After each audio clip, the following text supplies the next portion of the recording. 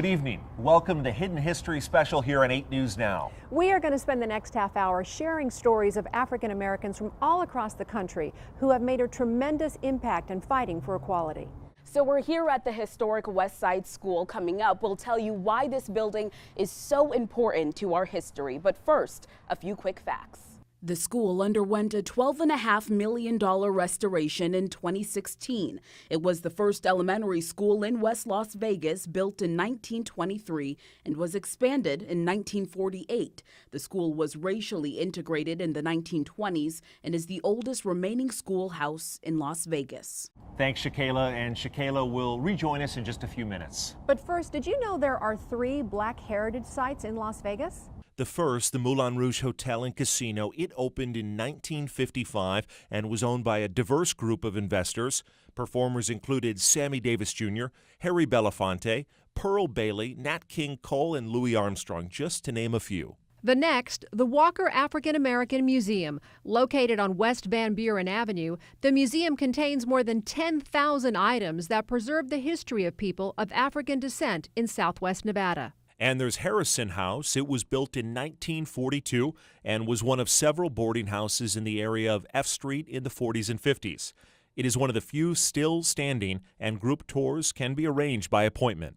From those historic sites to a person who embodies history with a modern flair, let's introduce you now to Clay T. White. Oh, good. You're doing okay. Yeah. Okay, this is great. Clay T. White has been documenting the African American experience in Las Vegas for years through her Office of Oral History at UNLV. We have to tell a new story. We have to tell it differently. White admits Black History Month is an opportunity to share that story, but she insists doing so in a modern way. Sometimes people say, oh, African American History Month has nothing to do with me. We have to change that. We have to change it. We have to teach American history, and we have to make it inclusive.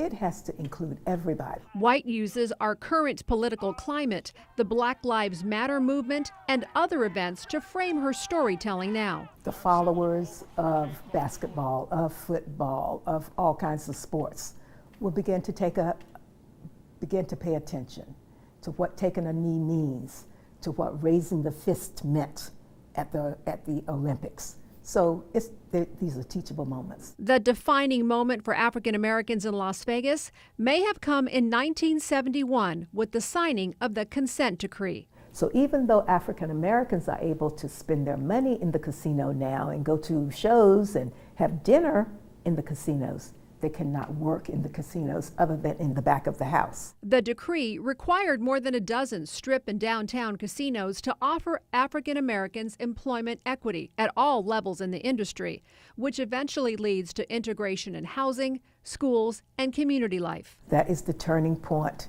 of life as we see it in a different way. A vibrant life that extends beyond the historic all-Black casino of the Moulin Rouge in the 50s to Blacks becoming civic leaders and decision-makers all across Southern Nevada. From a teacher with an insistence for the modern to using modern technology to lead the way, there's one company that's doing just that, and it is Zappos. Zappos hosted a special summit highlighting the diversity of local African-American industry leaders.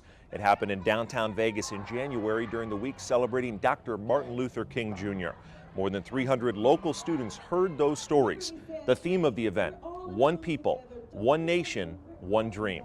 It's critical that these students see people that look like them, that are demonstrated as tech leaders, so that they can be inspired to become one day. Students participating also had the chance to bring their imagination to life by learning Paint 3D and fresh paint works of art. Their artwork was inspired by MLK's I Have a Dream speech. From inspiring the young to learning from the old, did you know that an Army base on the East Coast served as a gateway to freedom for thousands of slaves? One historian compares Fort Monroe in Virginia to New York's famed Ellis Island. The story's incredible.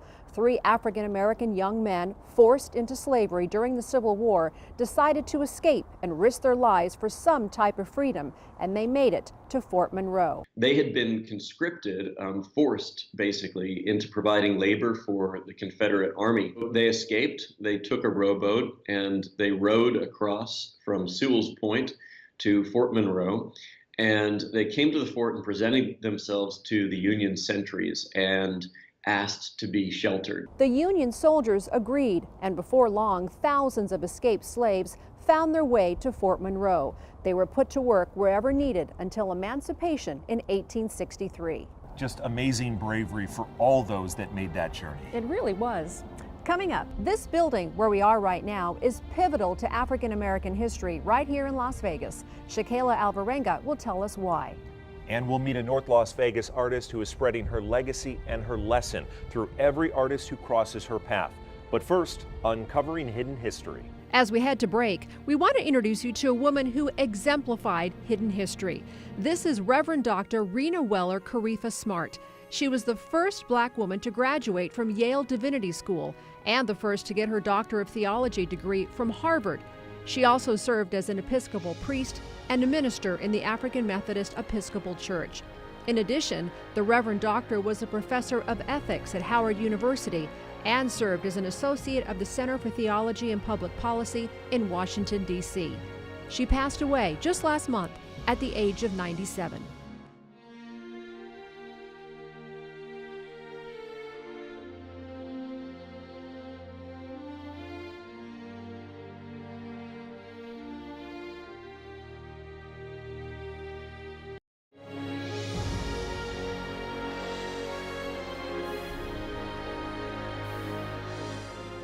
Thanks for staying with us here on Channel 8. I'm Shakayla Alvarenga. Take a look here inside of the historic West Side School. So we talked a little bit about it at the beginning of the show. Now we want to reopen that book on this incredible place and tell you why it matters so much. It was an opportunity. But at that time, we didn't know that. You know, we were just kids going to school where we were allowed to go to school. On one side of the railroad tracks, there were giant casinos, big banks, and movie theaters. The hustle and bustle never stopped. On the other side, the African American community prospered in a way only they could. When the entertainers couldn't stay on the strip, they would come to the historic West Side, and they would be housed and they'd be fed, and you'd shop here. A place where they found pride was here, the West Side School. We did all the things that other kids did at every other school. It was just our community, that's all. We just happened to be on the west side, west of the railroad track. But this school was more than just any ordinary building. I think it's probably the biggest and the nicest building that was first there, and everybody recognized that. It represented hope, a chance at a better life, starting with a basic education. From 1923 to 1967, these hallways and classrooms raised future lawyers, doctors, and judges. When I walk through these doors, I feel like I'm a part of something of the past, that I relish it and I respect it when I walk through the doors. There's a feeling that comes over me that says, man, my people were here, and they helped build this city. Ward 5 is the most diversified ward in the city of Las Vegas, a neighborhood full of culture with people raised with grit. People of the West Side, the black community, built this city, whether it was building infrastructure, building the buildings, whether it's laying brick, laying pipe, or whether it's cleaning the rooms, helping build tourism. To this day, the historic West Side School is the oldest remaining school in the entire city. Everybody came over to the West Side to hang out because it was, that's where the flavor was. And so it's the core of Las Vegas. No matter what anybody tells you, and no matter what they build anywhere around the city, the core of Las Vegas is right here. A pillar of unwavering hope and history that will never be forgotten. Over time, there's been mistrust between certain groups and the police, but there is one place that hopes to change that.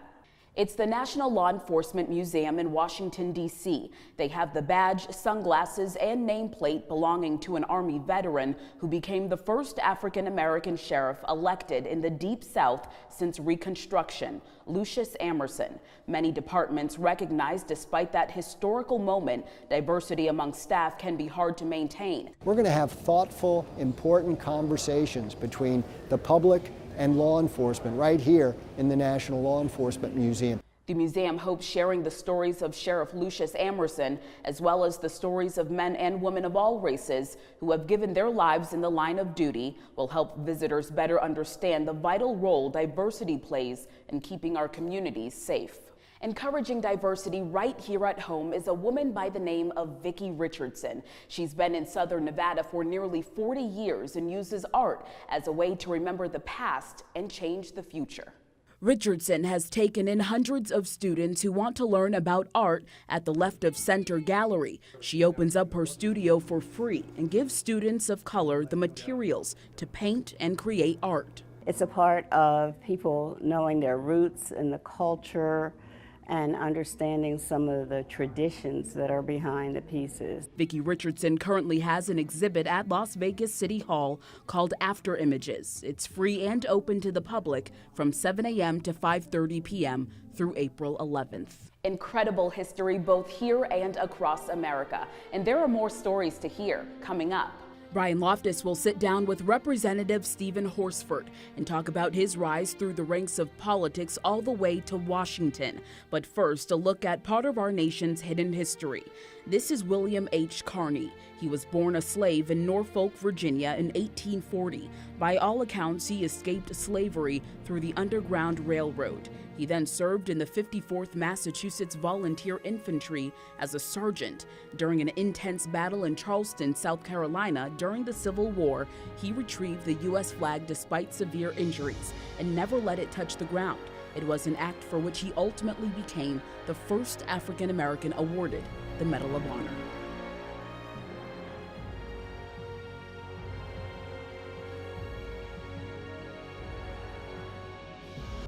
Welcome back. We'd like to spend some time introducing you to a Valley leader who was working hard to have an impact across the country. I had the chance to sit down with Congressman Stephen Horsford, who was the first African American to serve as majority leader in the Senate and also the first African American to represent Nevada in Congress. Congressman Stephen Horsford diverts talk of himself as a trailblazer, immediately instead praising those he admires, such as Joe Neal, the first African-American state senator in Nevada. So I think all of us stand on the shoulders of other giants who helped break down those barriers so that we could serve. Horsford is a genuine local. He grew up in Las Vegas, went to Clark High School, attended UNR. Growing up here in Las Vegas, having the opportunity to give back in the very community that I was raised in is very important to me. It was far from an easy path. Challenges were consistent.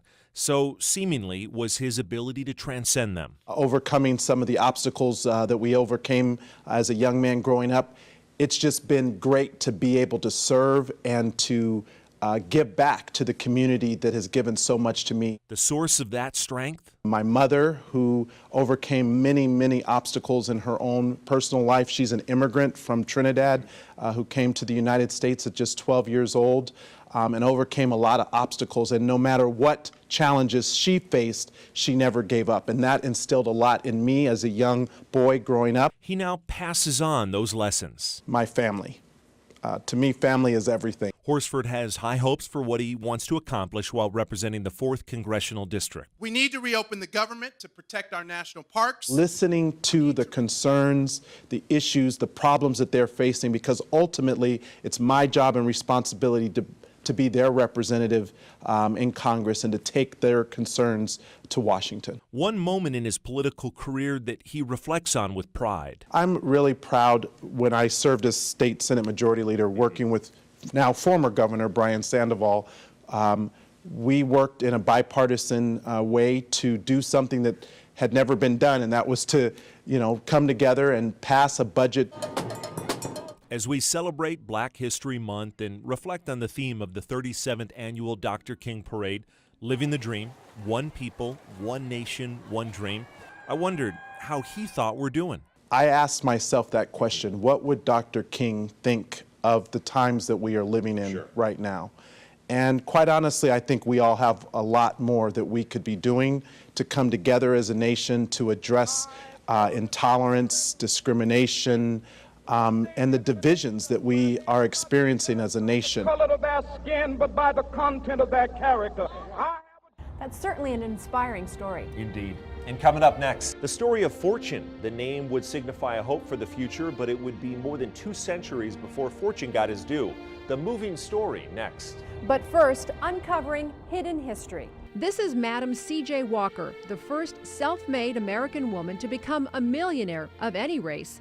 She was the first member of her family to be born into freedom after the Emancipation Proclamation was signed.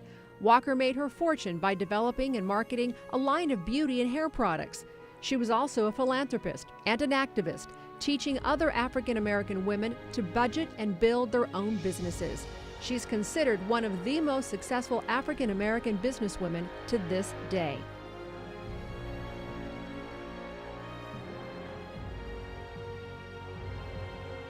His name was Fortune, his life full of anything but. Yeah, Fortune was owned as a slave, and as reporter Scott McDonald explains, it took a really long time to make things right. I think a lot of people don't realize how prevalent slavery still was in the Northeast. Researchers and students from Quinnipiac University were able to study the skeleton of Fortune. He was extremely robust. And gain rare insight into what life was like as a New England slave, from lifestyle to diet. This feathering along the edge of the skull, it's due to nutritional deficiencies. Disrespect in life and in death. The man who owned Fortune was a physician. Bones were passed down from generation to generation. From generation to generation. The family used his skeleton to study osteology. It is kind of a strange juxtaposition to know that, the very reason that he was used by the bone surgeon is also what ended up giving us some kind of evidence of what his life was like. After 2 centuries, a ceremony held at Connecticut State Capitol. We participated in the process of the burial, the funeral. And Fortune's bones were put into a coffin. And through it all, a journey forcing all of us to look at a disturbing past. Knowing your history means that you can kind of change your future. For Hidden History, I'm Scott McDonald. Fortune finally found his home, and change would come, but it would be a while after Fortune's time. Just ahead, we'll meet a man who stood beside the doctor who changed the course of history, and you won't believe what he said to him the day they met. But first, uncovering hidden history. Dr. Guyan Stewart Bluford Jr. was the first African American in space. The former NASA astronaut served as an officer in the U.S. Air Force. He was chosen as an astronaut in 1979 out of thousands of possible candidates. He flew aboard the Space Shuttle Challenger for his first mission in 1983.